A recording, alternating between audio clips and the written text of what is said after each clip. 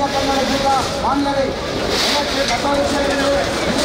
ಸಂಚರಿಸಲು ಅನುಮತಿ ನೀಡಿರುವ ಇಂಡಿಯಲು ಒತ್ತಾಯ.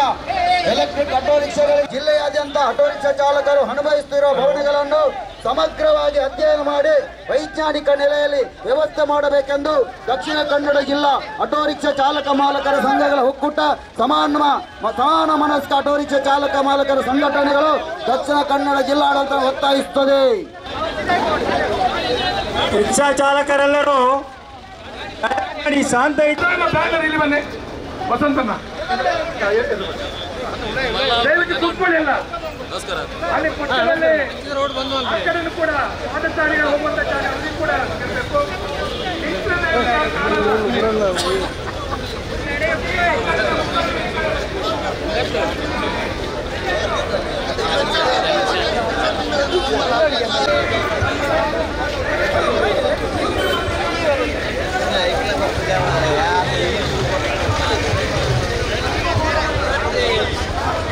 ಸರ್ಕಾರದ ತೀರ್ಮಾನ ಅಂತ ಹೇಳ್ತಾರೆ. ನಮಗೂ ಗೊತ್ತಿದೆ ರೀ ನಿಮ್ ತೀರ್ಮಾನ ಏನು, ಯಾವ ಸರ್ಕಾರ ನಮಗೂ ಗೊತ್ತಿದೆ.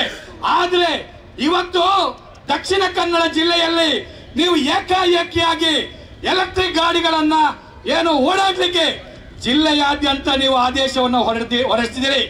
ಆದ್ರೆ ಪಕ್ಕದಲ್ಲಿ ಒಂದು ಉಡುಪಿ ಜಿಲ್ಲೆ ಇದೆಯಲ್ಲ, ಅಲ್ಲಿಲ್ಲ ಈ ತೀರ್ಮಾನ. ರಾಜ್ಯದ ಬೇರೆ ಕಡೆ ಇಲ್ಲ, ದಕ್ಷಿಣ ಕನ್ನಡ ಜಿಲ್ಲೆಯಲ್ಲೇ ಆಗಿರುವಂತ ತೀರ್ಮಾನ ಆದೇಶಕ್ಕೆ ಅದರ ಹುನ್ನಾರವೇನು? ನಾವು ನೇರವಾಗಿ ಹೇಳ್ತಾ ಇದ್ದೇವೆ, ಎಲೆಕ್ಟ್ರಿಕ್ ಕಂಪನಿಗಳ ಜೊತೆ ಇಲ್ಲಿನ ಜಿಲ್ಲಾಡಳಿತ ಚಲ್ಲಾಟ ಮಾಡಿದೆ. ಅದರ ಭಾಗವಾಗಿ ನೋಡಿ ಅವರು ಪಾರ್ಕಿಗೆ ಬಂದು ಕರಪತ್ರವನ್ನು ಹಂಚ್ತಾ ಇದ್ದಾರೆ. ನಾವು ಇಲ್ಲಿ ಸ್ಪಷ್ಟಪಡಿಸ್ತಿದ್ದೇವೆ, ಎಲೆಕ್ಟ್ರಿಕ್ ಗಾಡಿಗಳಲ್ಲಿ ದುಡಿಯತಕ್ಕಂತ ರಿಕ್ಷಾ ಚಾಲಕರ ವಿರುದ್ಧ ನಮ್ಮ ದ್ವೇಷ ಇಲ್ಲ.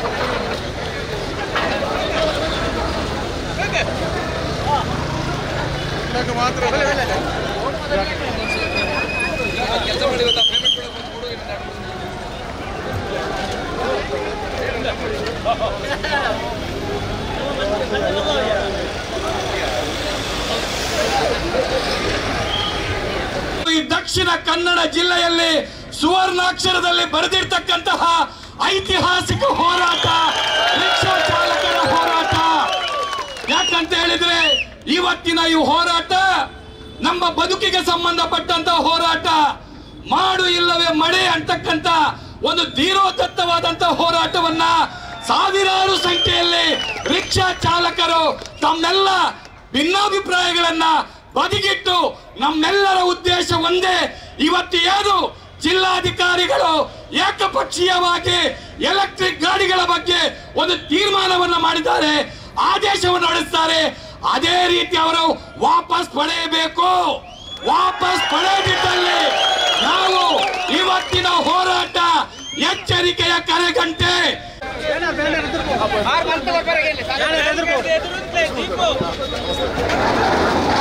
ರಿಕ್ಷಾ ಚಾಲಕ ಬಂದರೆ ಪ್ರಧಾನ ಬ್ಯಾನರ್ ಇಲ್ಲಿ ಬನ್ನಿ. ವಸಂತನ ದಯವಿಟ್ಟು ಕೂತ್ಕೊಳ್ಳಿಲ್ಲ. ಅಲ್ಲಿ ಪಕ್ಕದಲ್ಲಿ ಆ ಕಡೆನೂ ಕೂಡ ಪಾದಚಾರಿಗಳು ಹೋಗುವಂತ ಜಾಗ ಅಲ್ಲಿ ಕೂಡ ಇರಬೇಕು.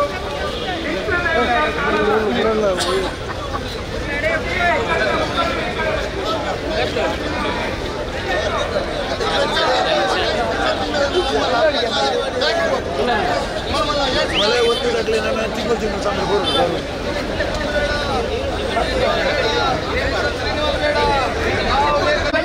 ವಿಷಯ ಐದು ನಮ್ಮನ್ನು ಮುಳುಕುಲಾದರೆ ನಮಗೆ ಡಿಸಿ ಆಫೀಸ್ ಬೋರೆ ಮುಳುಗುಜಣ್ಣ ಈಗ ಡಿಸಿ ಆಫೀಸ್ ಎಪ್ಪಾನೆ ಪೊಲೀಸರು ಮಾಡ್ಬೋದು ಈ ಜನ ನಮ್ಮ ಡಿಸಿ ಆಫೀಸ್ ಬೋರೆ ಬುಡೋದು ಮಾಡ್ತಾರೆ ನಮ್ಮ ಪೊಲೀಸರು ಕೇಳೋದಿಲ್ಲ.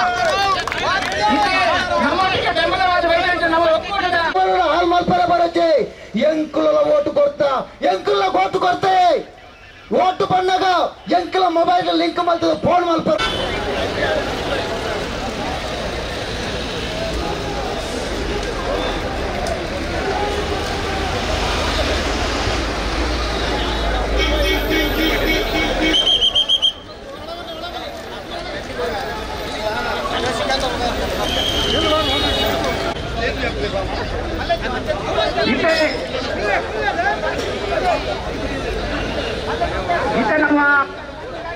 ಜಿಲ್ಲಾಧಿಕಾರಿ ಕಚೇರಿ ಚಲೋವನ್ನು ಮಾಡ್ಕೊಳ್ಳಿ ಉದ್ದೇಶ ಸಂಘಟನೆಗಳು ಮಾನ್ಯ ಜಿಲ್ಲಾಧಿಕಾರಿಗಳೇ, ದಕ್ಷಿಣ ಕನ್ನಡ ಜಿಲ್ಲಾ ಮಾನ್ಯರೇ, ಎಲೆಕ್ಟ್ರಿಕ್ ಆಟೋ ರಿಕ್ಷಾಗಳು ಸಂಚರಿಸಲು ಅನುಮತಿ ನೀಡಿರುವ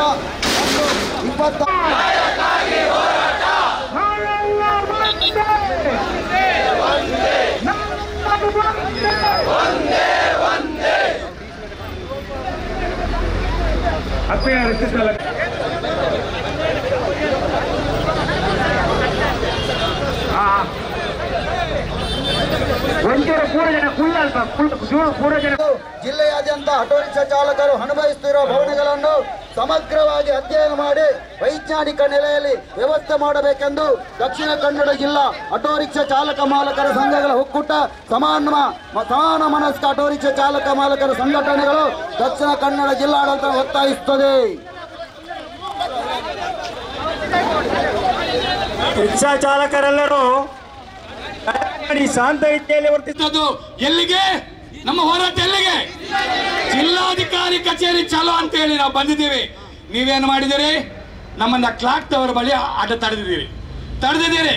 ಹಾಗಿರುವಾಗ ನಾವು ಅಲ್ಲಿ ಹೋಗಿ ಅವರಿಗೆ ಮನವಿ ಕೊಡ್ಬೇಕಂದ್ರೆ ನಾವು ಬಂದದ್ದು. ಆದ್ರೆ ನೀವು ಇಲ್ಲಿ ತಡೆದಿದ್ದೀರಿ, ಬ್ಯಾರಿಗೇಟ್ ಹಾಕಿ ತಡೆದಿದ್ದೀರಿ. ಅದಕ್ಕೆ ನಿಮಗೆ ನಾವು ಈಗಾಗಲೇ ತಿಳಿಸಿದ್ದೇವೆ, ಜಿಲ್ಲಾಧಿಕಾರಿ ಇಲ್ಲಿ ಬರಬೇಕು, ಮನವಿಯನ್ನ ಸ್ವೀಕಾರ ಮಾಡಬೇಕು. ಅವರಿಗೆ ಬರ್ಲಿಕ್ಕೆ ಆಗದಿದ್ರೆ ಅವರು ಅಧಿಕೃತವಾಗಿ ಅವರಾಗಿ ಯಾರು ಕಳಿಸ್ತಾರೆ ಅವ್ರು ಬರಬೇಕು. ಇಲ್ದಿದ್ರೆ ನಾವು ಇಲ್ಲಿಂದ ಹೇಳೋ ಪ್ರಶ್ನೆ ಇಲ್ಲ. ಹೌದು ತಾನೆ? ಹೌದು. ಯಾಕಂದ್ರೆ ಕೊನೆಯಲ್ಲಿ ನಮ್ಮ ಸಂಗಾತಿಗಳು ರಿಕ್ಷಾ ಚಾಲಕರಿದ್ದಾರೆ, ನಮ್ಮ ಅನೇಕ ಮುಖಂಡರು ಇಲ್ಲಿ ಮಾತಾಡ್ಲಿಕ್ಕಿದ್ದಾರೆ, ತುಂಬಾ ಜನ ಮಾತಾಡ್ಲಿಕ್ಕಿದ್ದಾರೆ. ನಮ್ಮ ಆಗ ಹೇಳಿದ್ರೆ ಇದು ಅರ್ಧ ಗಂಟೆ 1 ಗಂಟೆಯ ಪ್ರತಿಭಟನೆ ಅಲ್ಲ. ನಮಗೆ DC ಅವರು ಇಲ್ಲಿ ಬಂದು ನಮ್ಮ ಮನವಿ ಸ್ವೀಕಾರ ಮಾಡುವವರೆಗೂ ನಮ್ಮ ಹೋರಾಟ ನಡೆಯುತ್ತೆ. ಇದು ಪೊಲೀಸರ ಜವಾಬ್ದಾರಿ. ಪೊಲೀಸ್ ಅಧಿಕಾರಿಗಳು ಈಗಲೇ ಅದಕ್ಕೆ ತಯಾರಿ ಮಾಡಬೇಕು. ಇಲ್ಲಿಂದ ನಾವು ಇಲ್ಲಿಂದ ಹೇಳೋದಿಲ್ಲ, ಕದಲೋದಿಲ್ಲ ಅಂತ ಹೇಳಿ ದೃಢ ತೀರ್ಮಾನ ಮಾಡಿ ನಾವಿಲ್ಲಿ ಬಂದಿದ್ದೇವೆ. ಇದು ಪ್ರಥಮತವಾಗಿ ಹೇಳಿರ್ತಕ್ಕಂಥ ಒಂದು ವಿಚಾರ. ಎರಡನೇದಾಗಿ ನೋಡಿ, ಎಲೆಕ್ಟ್ರಿಕ್ ಗಾಡಿಗಳ ಬಗ್ಗೆ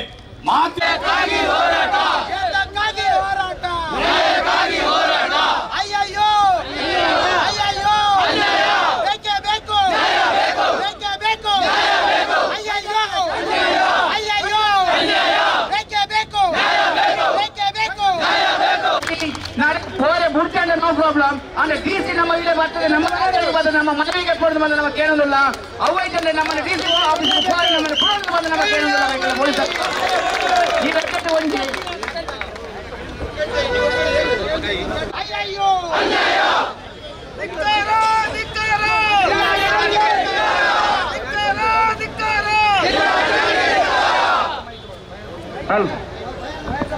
ವಸಂತ್ ಶೆಟ್ಟಿ ಅವರೇ, ಮಹಮ್ಮದ್ ಅನ್ಸರ್ ಅವರೇ, ಅರುಣ್ ಕುಮಾರ್ ಅವರೇ, ಅನೇಕ ಸಂಘಟನೆಗಳ ಮುಖಂಡರೇ, ಇಲ್ಲಿ ಮಂಗಳೂರಿನ ಎಲ್ಲ ಆಟೋ ರಿಕ್ಷಾ ಚಾಲಕ ಏನು ಆಟೋ ರಿಕ್ಷಾ ನಿಲ್ದಾಣ ಇದೆ, ಪಾರ್ಕ್ ಇದೆ, ನಮ್ಮ ಸ್ವಾಗತ ಮಂತಂದಿಲ್ಲ.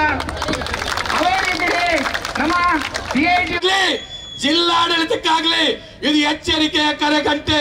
ನೀವು ವಾಪಸ್ ಪಡೆಯಬೇಕು. ಯಾಕಂತ ಹೇಳಿದ್ರೆ ಈ ವಾಪಸ್ ಪಡೆದಿದ್ರೆ ಈ ಜಿಲ್ಲೆಯ ಸಾವಿರಾರು ಸಂಖ್ಯೆಯ ಆಟೋ ರಿಕ್ಷಾ ಚಾಲಕರ ಬದುಕಿಗೆ ನೀವು ಕೊಳ್ಳಿಡ್ತಾ ಇದ್ದೀರಾ, ಅವರ ಬದುಕನ್ನು ನೀವು ನಾಶ ಮಾಡ್ತಾ ಇದ್ದೀರಾ. ಇದು ತಿಳ್ಕೊಳ್ಳಿ ಜಿಲ್ಲಾಧಿಕಾರಿ ಅವರೇ. ಆದ್ರಿಂದ ಇವತ್ತು ನಾವು ಒಂದು ಶಿಸ್ತುಬದ್ಧವಾದಂತ ಆಟೋ ರಿಕ್ಷಾ ಚಾಲಕರು ಏನು ಎಂಬುದನ್ನ ಇವತ್ತು ಈ ಜಿಲ್ಲೆಯ ಜನತೆಗೆ ನಾವು ತೋರಿಸಿಕೊಟ್ಟಿದ್ದೇವೆ. ಪೊಲೀಸರು ಬೇಕಾಗಿರಲಿಲ್ಲ ಇವತ್ತು ನಮಗೆ.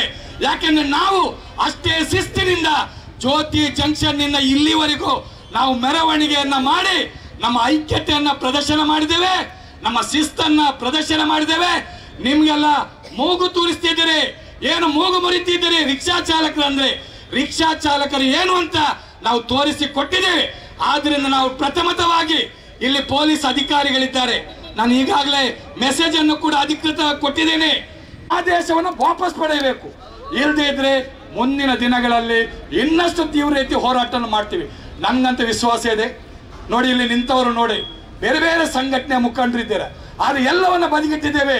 ರಿಕ್ಷಾ ಚಾಲಕರ ಐಕ್ಯತೆ ನಮ್ಮ ಮೂಲ ಮಂತ್ರ. ಹೌದಾನೆ? ಜಯವಾಗಲಿ ರಿಕ್ಷಾ ಚಾಲಕರ ಹೋರಾಟಕ್ಕೆ, ಜಯವಾಗಲಿ.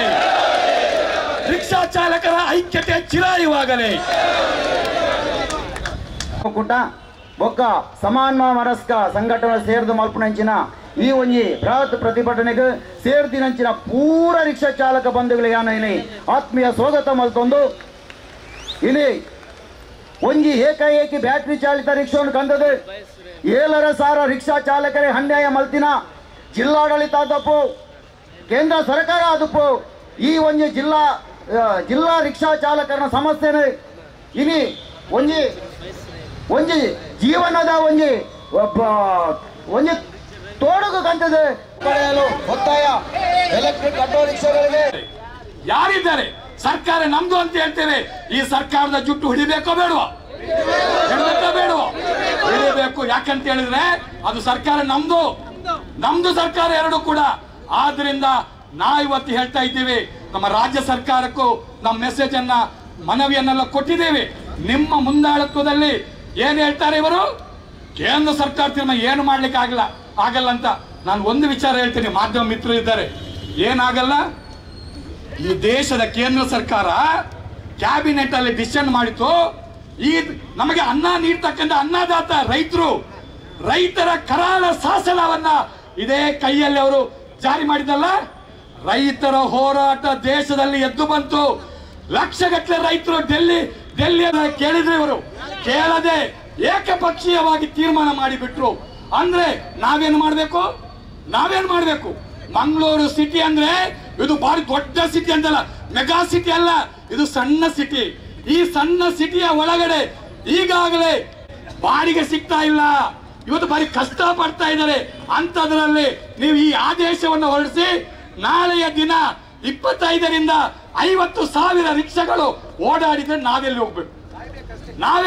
ನಾವು ಸಾಯ್ಬೇಕಷ್ಟೇ. ಆದ್ರಿಂದ ಇವತ್ತು ನೋಡಿ, ನೀವು ಏನು ಬಾರಿ ಗನಂದಾರಿ ಕೆಲಸ ಮಾಡಿದಾಗೆ ಪೊಲೀಸ್ನವ್ರು ಏನು ನಿಲ್ಲಪ್ಪ ಪಾರ್ಕಲ್ಲಿ ನಿಲ್ಲಿ, ನೀವು ಪಾರ್ಕಲ್ಲಿ ನಿಲ್ಬೇಕಂತ ಹೇಳುವವರು ನೀವೇ. ನೀವು 20ರಿಂದ 22 ಗಾಡಿ ಆದ್ರೆ ಫೋಟೋ ತೆಗೆದು ನಮ್ಮ ಮೇಲೆ ಕೇಸ್ ಹಾಕುದು ನೀವೇ. ಅದೇ ಪಾರ್ಕಲ್ಲಿ ಜಾಸ್ತಿ ರಿಕ್ಷಾ ಇರಬಾರ್ದು ಅಂತೀರಿ, ಹೌದಾನೆ?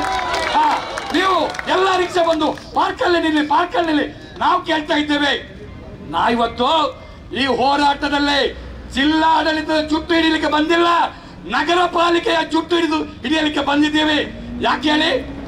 ಬಾರಿ ಹೇಳಿದ್ರು ಸ್ಮಾರ್ಟ್ ಸಿಟಿ ಅಂದ್ರೆ ಸ್ಮಾರ್ಟ್ ಸಿಟಿ ಅಂದ್ರೆ ಏನು, ಸ್ವರ್ಗವನ್ನೇ ತಂದು ನಮ್ಮ ಕಾಲಬುಡದಲ್ಲಿ ಇರ್ತಾವ ಅಂತ ಹೇಳಿದ್ರು. ಆದ್ರೆ ನಮ್ಗೆ ಗೊತ್ತಿಲ್ಲ, 325 ಪಾರ್ಕ್ ಇದ್ದದ್ದು ಈಗ 115ಕ್ಕೆ ಬಂದಿದೆ. ಪಾರ್ಕ್ ಇಲ್ಲ, ನಾವು ತಿರುಗಿದಾಗೆ ತಿರುಗಾಡ್ತಾ ಇದ್ದೇವೆ. ಯಾರಿದಕ್ಕೆ ಹಾಕ್ಬೇಕಲ್ಲ, ಅದಕ್ಕೆ ಎಲ್ಲಿ ಕೊಡ್ತಾರೆ? ನಮ್ಗೆ 115 ಪಾರ್ಕ್ ಅಲ್ಲಿ ಈಗ ಅಧಿಕೃತವಾಗಿ ಇರ್ತಕ್ಕಂಥ ಪಾರ್ಕ್ ಅಲ್ಲಿ ನಾವೆಲ್ಲಿ ನಿಲ್ಬೇಕು? ಈಗಾಗಲೇ 9,000ದಷ್ಟು ರಿಕ್ಷಾ ಇದೆ, ಪಾರ್ಕ್ ಇಲ್ಲ. ಪಾರ್ಕ್ ಮಾಡಬೇಕಾದವರು ಯಾರು? ಎಲ್ಲ ರಸ್ತೆ ಅಗಲೀಕರಣ, ಸ್ಮಾರ್ಟ್ ಸಿಟಿ ಜಿಲ್ಲಾಧಿಕಾರಿಗಳಂತ ಯಾರೇ ಬಂದಿಲ್ಲ, ಮನವಿಯನ್ನು ಸ್ವೀಕಾರ ಮಾಡಬೇಕು. ನಮ್ಮ ಪಕ್ಷ ಎಲ್ಲವನ್ನ ಬದಿಗಿಡಿ, ನಾವು ರಿಕ್ಷಾ ಚಾಲಕರು ಇಲ್ಲಿ 10 ತಾಯಿಯ ಮಕ್ಕಳು ಸೇರಿದ್ದೇವೆ. ಒಂದೇ ತಾಯಿಯ ಮಕ್ಕಳಾಗಿ ಈ ಆದೇಶ ವಾಪಸ್ ಪಡೆಯುವವರೆಗೂ ನಮ್ಮ ಹೋರಾಟ ಇದ್ದೇ ಇದೆ. ಅಂತ ಒಂದು ಸಮರ್ಥವಾದಂತ ನಾಯಕತ್ವ ನಮ್ಮಲ್ಲಿದೆ. ಮತ್ತೆ ಅಷ್ಟೇ ಅನುಭವಿಸಿದರು ನಮ್ಮ ಮುಖಂಡರು, ಹಿರಿಯರು ತುಂಬಾ ಜನ ಇಲ್ಲಿದ್ದಾರೆ. ಅವರೆಲ್ಲರ ಸಮ್ಮಿಶ್ರಣದಿಂದ ಮುಂಬರುವ ದಿನಗಳಲ್ಲಿ ಇನ್ನಷ್ಟು ಪರಿಣಾಮಕಾರಿಯಾಗಿ ಹೋರಾಟ ಮಾಡೋಣ. ಈ ಆದೇಶ ವಾಪಸ್ ಪಡೆಯುವವರೆಗೂ ನಮ್ಮ ಹೋರಾಟ ನಡೆಯುತ್ತೆ ಅಂತ ಹೇಳ್ತಾ ಇನ್ನಷ್ಟು ಮುಖಂಡರುಗಳು ಮಾತಾಡಲಿಕ್ಕಿದ್ದಾರೆ.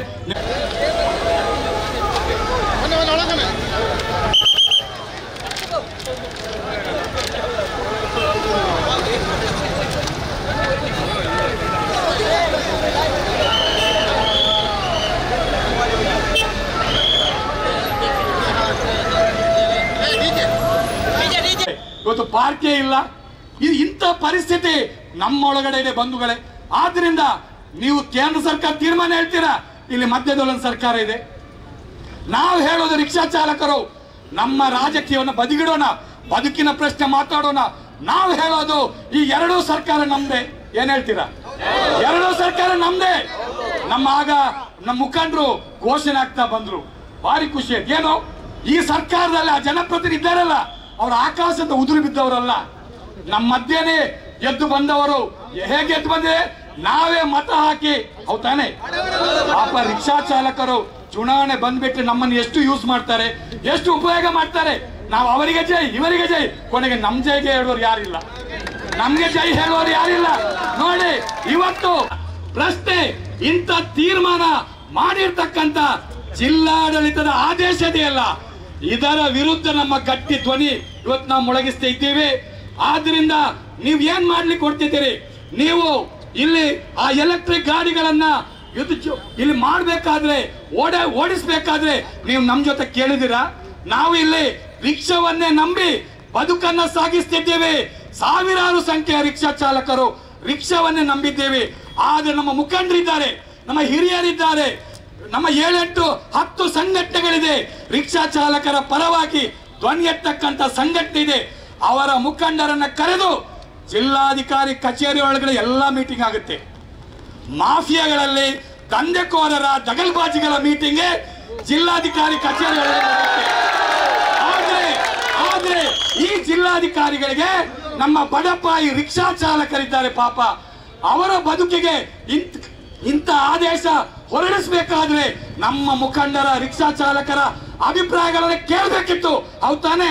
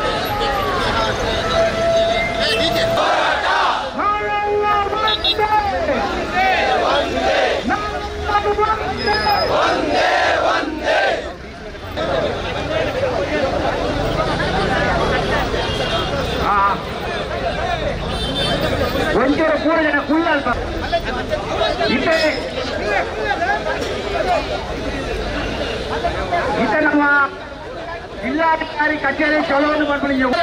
No problem. ಅಂದ್ರೆ ಡಿಸಿ ನಮ್ಮ ಇಲ್ಲೇ ಬರ್ತದೆ, ನಮ್ಮ ಮನವಿಗೆ ಕೊಡೋದು ಬಂದು ನಮಗೆ ಕೇಳೋದಿಲ್ಲ. ಅವೈತಂದ್ರೆ ನಮ್ಮನ್ನು ಡಿಸಿ ಆಫೀಸ್ ನಮ್ಮನ್ನು ಕೊಡೋದು ಬಂದು ನಮಗೆ ಕೇಳೋದಿಲ್ಲ. ಪೊಲೀಸರು ಈ ಲೆಕ್ಕಕ್ಕೆ ಒಂದು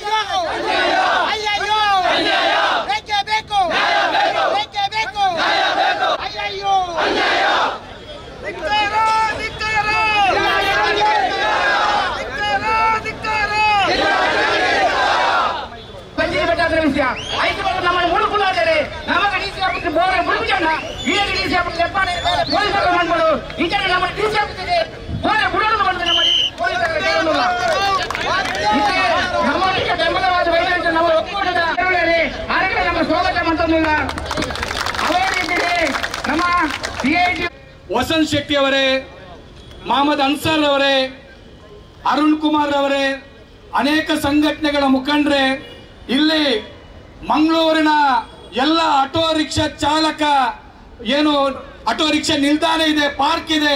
ಈ ದಕ್ಷಿಣ ಕನ್ನಡ ಜಿಲ್ಲೆಯಲ್ಲಿ ಸುವರ್ಣಾಕ್ಷರದಲ್ಲಿ ಬರೆದಿರ್ತಕ್ಕಂತಹ ಐತಿಹಾಸಿಕ ಹೋರಾಟ ರಿಕ್ಷಾ ಚಾಲಕರ ಹೋರಾಟ.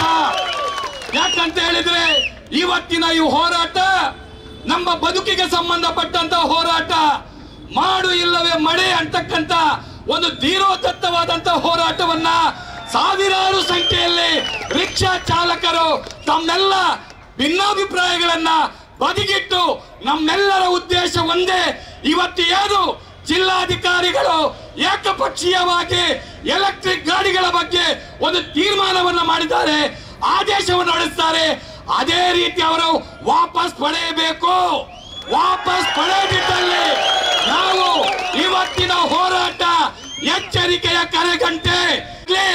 ಜಿಲ್ಲಾಡಳಿತಕ್ಕಾಗ್ಲಿ ಇದು ಎಚ್ಚರಿಕೆಯ ಕರೆಗಂಟೆ. ನೀವು ವಾಪಸ್ ಪಡೆಯಬೇಕು. ಯಾಕಂತ ಹೇಳಿದ್ರೆ ಈ ವಾಪಸ್ ಪಡೆದಿದ್ರೆ ಈ ಜಿಲ್ಲೆಯ ಸಾವಿರಾರು ಸಂಖ್ಯೆಯ ಆಟೋ ರಿಕ್ಷಾ ಚಾಲಕರ ಬದುಕಿಗೆ ನೀವು ಕೊಳ್ಳಿಡ್ತಾ ಇದ್ದೀರಾ, ಅವರ ಬದುಕನ್ನು ನೀವು ನಾಶ ಮಾಡ್ತಾ ಇದ್ದೀರಾ. ಇದು ತಿಳ್ಕೊಳ್ಳಿ ಜಿಲ್ಲಾಧಿಕಾರಿ ಅವರೇ.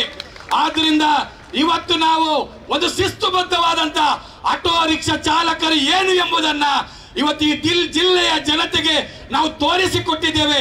ಪೊಲೀಸರು ಬೇಕಾಗಿರಲಿಲ್ಲ ಇವತ್ತು ನಮಗೆ.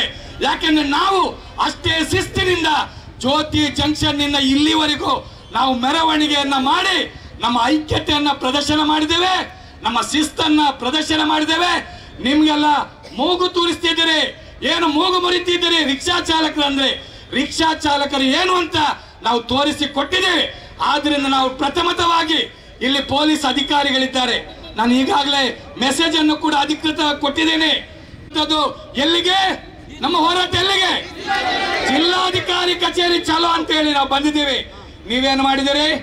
ನಮ್ಮನ್ನ ಕ್ಲಾಕ್ ಟವರ್ ಬಳಿ ಅಡ್ಡ ತಡೆದಿದ್ದೀರಿ.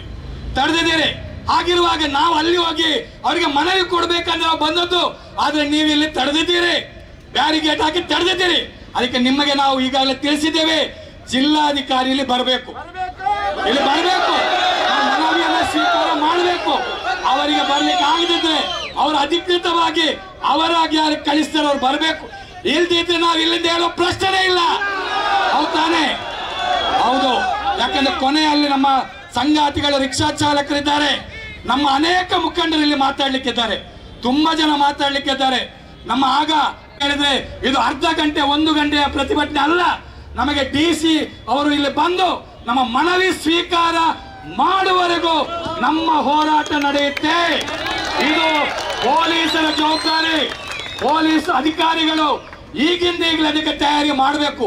ಇಲ್ಲಿಂದ ನಾವು ಇಲ್ಲಿಂದ ಹೇಳೋದಿಲ್ಲ, ಕದಲೋದಿಲ್ಲ ಅಂತ ಹೇಳಿ ದೃಢ ತೀರ್ಮಾನ ಮಾಡಿ ನಾವಿಲ್ಲಿ ಬಂದಿದ್ದೇವೆ. ಇದು ಪ್ರಥಮತವಾಗಿ ಹೇಳಿರ್ತಕ್ಕಂಥ ಒಂದು ವಿಚಾರ. ಎರಡನೇದಾಗಿ ನೋಡಿ, ಎಲೆಕ್ಟ್ರಿಕ್ ಗಾಡಿಗಳ ಬಗ್ಗೆ ಮಾತ್ರ ಸರ್ಕಾರದ ತೀರ್ಮಾನ ಅಂತ ಹೇಳ್ತಾರೆ. ನಮಗೂ ಗೊತ್ತಿದೆ ರೀ ನಿಮ್ ತೀರ್ಮಾನ ಏನು, ಯಾವ ಸರ್ಕಾರ ನಮಗೂ ಗೊತ್ತಿದೆ. ಆದ್ರೆ ಇವತ್ತು ದಕ್ಷಿಣ ಕನ್ನಡ ಜಿಲ್ಲೆಯಲ್ಲಿ ನೀವು ಏಕಾಏಕಿಯಾಗಿ ಎಲೆಕ್ಟ್ರಿಕ್ ಗಾಡಿಗಳನ್ನ ಏನು ಓಡಾಡ್ಲಿಕ್ಕೆ ಜಿಲ್ಲೆಯಾದ್ಯಂತ ನೀವು ಆದೇಶವನ್ನು ಹೊರಡಿಸಿದಿರಿ. ಆದ್ರೆ ಪಕ್ಕದಲ್ಲಿ ಒಂದು ಉಡುಪಿ ಜಿಲ್ಲೆ ಇದೆಯಲ್ಲ, ಅಲ್ಲಿಲ್ಲ ಈ ತೀರ್ಮಾನ. ರಾಜ್ಯದ ಬೇರೆ ಕಡೆ ಇಲ್ಲ, ದಕ್ಷಿಣ ಕನ್ನಡ ಜಿಲ್ಲೆಯಲ್ಲೇ ಆಗಿರುವಂತ ತೀರ್ಮಾನ ಆದೇಶಕ್ಕೆ ಅದರ ಹುನ್ನಾರವೇನು? ನಾವು ನೇರವಾಗಿ ಹೇಳ್ತಾ ಇದ್ದೇವೆ, ಎಲೆಕ್ಟ್ರಿಕ್ ಕಂಪನಿಗಳ ಜೊತೆ ಇಲ್ಲಿನ ಜಿಲ್ಲಾಡಳಿತ ಚಲ್ಲಾಟ ಮಾಡಿದೆ. ಅದರ ಭಾಗವಾಗಿ ನೋಡಿ ಅವರು ಪಾರ್ಕಿಗೆ ಬಂದು ಕರಪತ್ರವನ್ನು ಹಂಚ್ತಾ ಇದ್ದಾರೆ. ನಾವು ಇಲ್ಲಿ ಸ್ಪಷ್ಟಪಡಿಸ್ತಿದ್ದೇವೆ, ಎಲೆಕ್ಟ್ರಿಕ್ ಗಾಡಿಗಳಲ್ಲಿ ದುಡಿಯತಕ್ಕಂತ ರಿಕ್ಷಾ ಚಾಲಕರ ವಿರುದ್ಧ ನಮ್ಮ ದ್ವೇಷ ಇಲ್ಲ.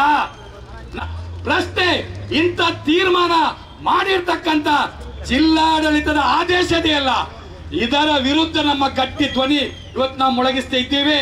ಆದ್ರಿಂದ ನೀವು ಏನ್ ಮಾಡ್ಲಿಕ್ಕೆ ಹೊರಟಿದ್ದೀರಿ? ನೀವು ಇಲ್ಲಿ ಆ ಎಲೆಕ್ಟ್ರಿಕ್ ಗಾಡಿಗಳನ್ನ ಇಲ್ಲಿ ಮಾಡ್ಬೇಕಾದ್ರೆ ಓಡಿಸ್ಬೇಕಾದ್ರೆ ನೀವು ನಮ್ ಜೊತೆ ಕೇಳಿದಿರಾ? ನಾವು ಇಲ್ಲಿ ರಿಕ್ಷಾವನ್ನೇ ನಂಬಿ ಬದುಕನ್ನ ಸಾಗಿಸ್ತಿದ್ದೇವೆ. ಸಾವಿರಾರು ಸಂಖ್ಯೆಯ ರಿಕ್ಷಾ ಚಾಲಕರು ರಿಕ್ಷಾವನ್ನೇ ನಂಬಿದ್ದೇವೆ.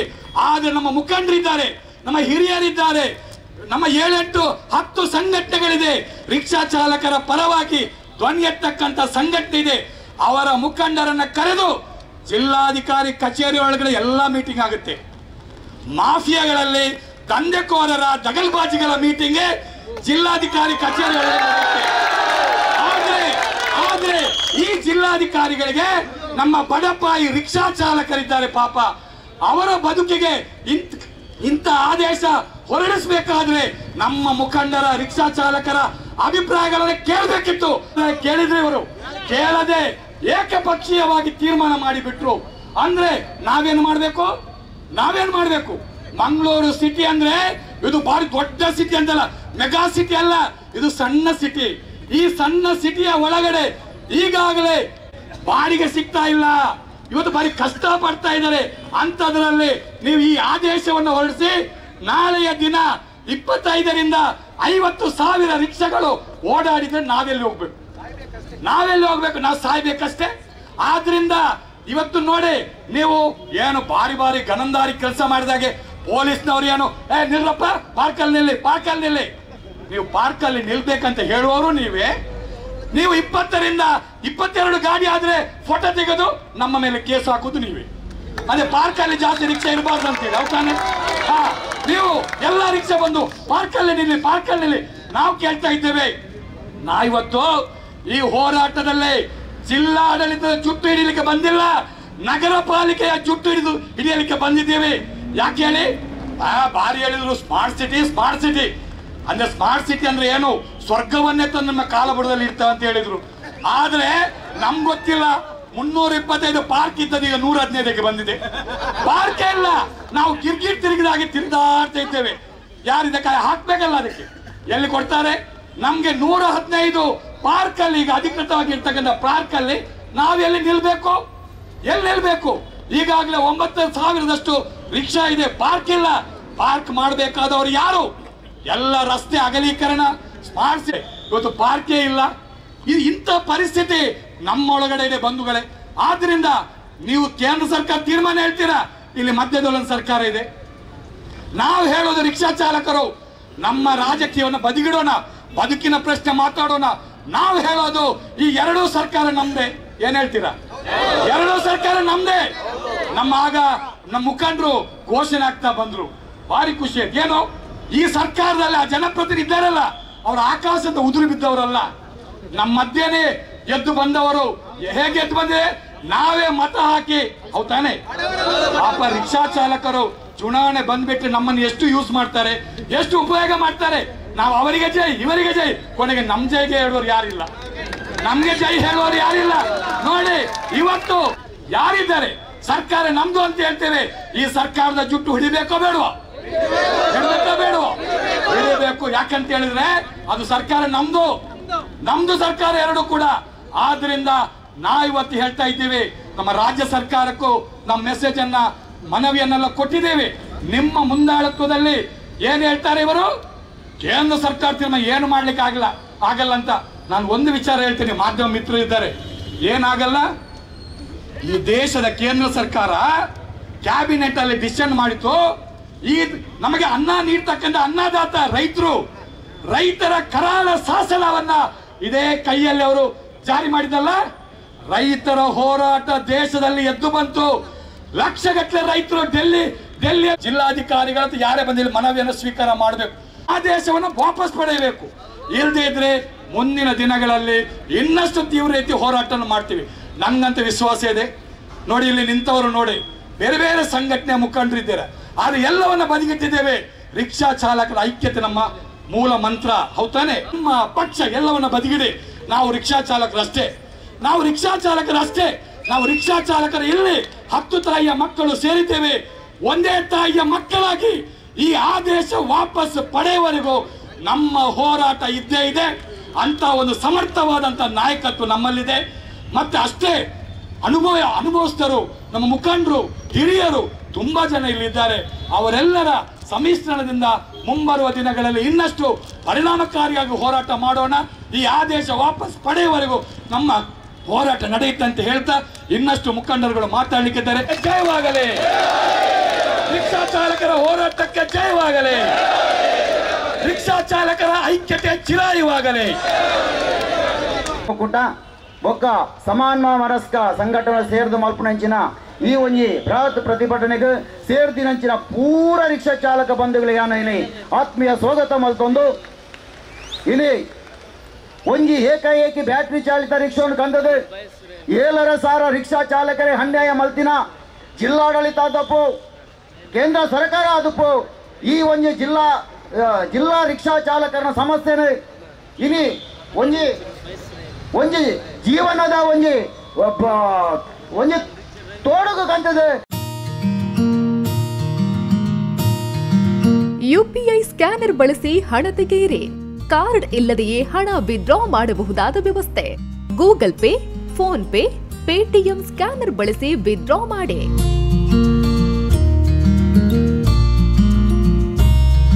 Union, Canara, south Indian bank ಖಾತೆಗಳಿಗೆ ಡೆಪಾಸಿಟ್ ವ್ಯವಸ್ಥೆಯೂ ಲಭ್ಯ. ಪುತ್ತೂರು 1 ನಡೆಸ್ತಾ ಇರುವ ಎಟಿಎಂ. ಪುತ್ತೂರಿನ ಕೇಂದ್ರ ಭಾಗಗಳಾದ 4 ಕಡೆ ನಮ್ಮ ಎಟಿಎಂ ಸೌಲಭ್ಯ. ಗಾಂಧಿ ಕಟ್ಟೆ ಬಳಿ, ಕೆಎಸ್ಆರ್ಟಿಸಿ ಕಮರ್ಷಿಯಲ್ ಬಿಲ್ಡಿಂಗ್ನ ಫಸ್ಟ್ ಫ್ಲೋರ್, ಸಿಟಿ ಗೋಲ್ಡ್ನ ಎದುರು, ಜುಮಾ ಮಸೀದಿ ಬಳಿ, ಮುಖ್ಯ ರಸ್ತೆ, ಪುತ್ತೂರು. ಕೆಇಬಿ ಬಿಲ್ ಕೌಂಟರ್ನ ಎದುರುಗಡೆ, ಸೋನು ಸ್ಟುಡಿಯೋ ಬಳಿ, ಮಾರ್ಕೆಟ್ ರಸ್ತೆ, ಪುತ್ತೂರು. ಪುತ್ತೂರು 1 ಎಟಿಎಂ ಬಳಸಿ ಸುಲಭವಾಗಿ ಹಣ ಪಡೆಯಿರಿ. ಸುದ್ದಿ ಚಾನಲ್, ಕ್ಷಣ ಕ್ಷಣದ ಸುದ್ದಿಗಾಗಿ.